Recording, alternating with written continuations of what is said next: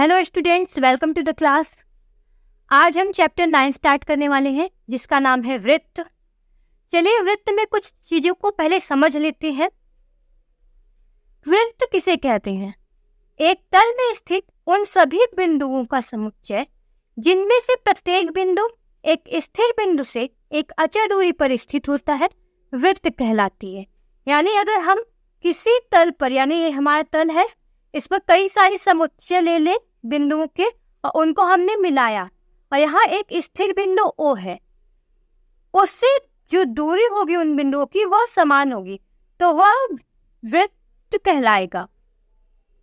स्थिर बिंदु जो है O, उसे वृत्त का केंद्र कहते हैं। ये वृत्त का केंद्र है और O से वृत्त पर स्थित बिंदु A की दूरी वृत्त की त्रिज्या होती है। यानी वृत्त के केंद्र और वृत्त पर कोई बिंदु स्थित हो A, तो यहाँ से यहाँ तक की दूरी क्या कहलाती है? त्रिज्या कहलाती है, जिसे R से प्रदर्शित करते हैं। जीवा एक रेखाखंड PQ जिसका बिंदु P तथा Q वृत्त पर हो, जीवा कहलाती है।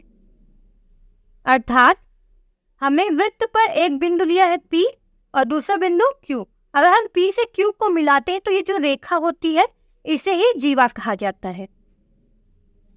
वृत्त के केंद्र से गुजरने वाली जीवा व्यास कहलाती है। यदि हम वृत्त पर कहीं भी दो बिंदु ले लें और वह कहाँ से होकर जाए? केंद्र से। हमारा केंद्र होता तो यहाँ B से लेकर कहाँ तक जा रही है? A तक, तो ये व्यास कहलाएगी। जीवा भी है और व्यास भी है। अब वृत्त के व्यास का अगला क्या है? ध्यान दीजिए, व्यास जो होता है वो त्रिज्या का दुगना होता है। जितनी त्रिज्या होती है उसका दुगना हमारा व्यास होता है। व्यास वृत्त की सबसे बड़ी जीवा होती है। यानी अगर हमें कहा जाए कि सबसे बड़ी जीवा कौन है, तो हम उसे केंद्र से गुजारते हैं। जो जीवा केंद्र से जाती है वह सबसे बड़ी जीवा होती है, उसी को हम व्यास कहते हैं। व्यास वृत्त को दो बराबर भागों में बांटती है। ध्यान दीजिए, एक ये भाग है इधर का और दूसरा भाग ये है। तो वृत्त के जो दोनों भाग है वो बराबर है। किस वजह से? क्योंकि ये व्यास ने काटा हुआ है और ये जो बनता है इसे कहते हैं अर्धवृत्त। ABD, यानी ये जो ABD ये हमारा अर्धवृत्त कहलाता है। दोनों भाग को, यानी ये अलग अर्धवृत्त होगा, ये दूसरा अलग अर्धवृत्त होगा। चाप वृत्त का कोई भाग चाप कहलाता है। यानी वृत्त पर हम कोई दो बिंदु ले रहे हैं, जैसे हमने एक बिंदु P लिया, दूसरा Q, तो ये जो P से Q ये इतनी दूरी गई हुई है वृत्त पर, वो चाप कहलाती है। इससे छोटा होता है वह लघु चाप। देखिए हमारा अर्धवृत्त ये है, तो इस पर से छोटा PQ है, तो ये हमारा क्या होगा? लघु चाप। और अगर दीर्घ चाप की कहेंगे तो ये हमारा दीर्घ चाप की बात हो रही है। वृत्तखंड क्या है? एक चाप तथा उसके अंतिम छोरों को मिलाने वाली सरल रेखा के बीच का क्षेत्र वृत्तखंड कहलाता है। देखिए हमारा एक चाप था PQ, हमने P से Q को मिला दी, दूरी है, ये वृत्त का एक खंड है जिसे वृत्तखंड कहते हैं। ये छोटा भाग है छोटे चाप के लिए, तो इसे लघु चाप। ये बड़ा भाग है बड़ा चाप के लिए, तो इसे बड़ा वृत्तखंड कहते हैं या दीर्घ वृत्तखंड कहते हैं। वृत्त का द्वैत्रिज्य दो त्रिज्याओं तथा उनके अंतिम बिंदुओं से बनने वाले चाप से घिरा क्षेत्र वृत्त का द्वैत्रिज्य कहलाता है। अब ध्यान दीजिए, यहाँ पे हमने दो त्रिज्या ले ली, एक OD त्रिज्या, एक OA त्रिज्या, और इनकी अंतिम बिंदु यानी जो D है और A है, इससे जो चाप मिल रहा है ये जो खंड होगा वह क्या होगा? द्वैत्रिज्य होगा। ODA, इसे कहते हैं वृत्त का द्वैत्रिज्य। वृत्त पर आधारित प्रमेय देखते हैं। पहला है, वृत्त की दो समान जीवाएं केंद्र पर समान कोण बनाती हैं। देखिए चित्र, देखिए हमने ये वृत्त ले लिया, अब इसकी दो समान जीवा AB और CD ले ली है, तो केंद्र से जो जीवा का कोण होगा वह दोनों क्या होगा? समान होगा। यानी अगर AB बराबर CD हो तो कोण AOB ये कोण COD ये कोण, दोनों कोण क्या होंगे? बराबर होंगे। अब इसी का दूसरा कहना है, यदि वृत्त के जीवाओं द्वारा केंद्र पर समान कोण बनाए तो उनकी जीवाएं समान होती हैं। अर्थात यदि ये कोण और ये कोण दोनों बराबर है, तो ये जीवा और ये जीवा समान होगी। पहले वाले का ही विपरीत है। अगला प्रमेय देखते हैं क्या कह रहा है। वृत्त के केंद्र से एक जीवा पर डाला गया लंब जीवा को समद्विभाजित करता है। यहाँ हमने एक वृत्त लिया और वृत्त पर एक जीवा ले ली ए बी। हम केंद्र से एक लंब डाल देते हैं OM, तो जो ये OM होगा वह AB को 2 बराबर भागों में बांटेगा। समद्विभाजित का मतलब होता है 2 भागों में, यानी AM और MB का मान बराबर हो जाएगा।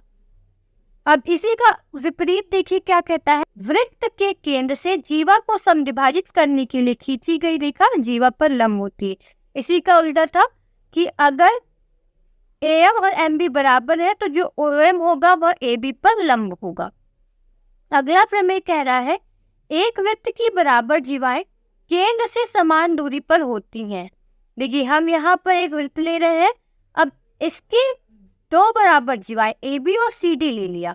अब हमने केंद्र से AB पर और CD पर लंब डाला। AB पर लंब है OL तथा CD पर लंब है OM, तो जो OL और OM होगा वो दोनों क्या होंगे, बराबर होंगे। इसी का विपरीत है यदि वृत्त के केंद्र से समदूरस्थ जीवाएं लंबाई में समान होती हैं, यानी वृत्त के केंद्र से अगर हम समान दूरी डालें OL बराबर OM हो तो AB बराबर CD, जीवाएं क्या होंगी, बराबर होंगी।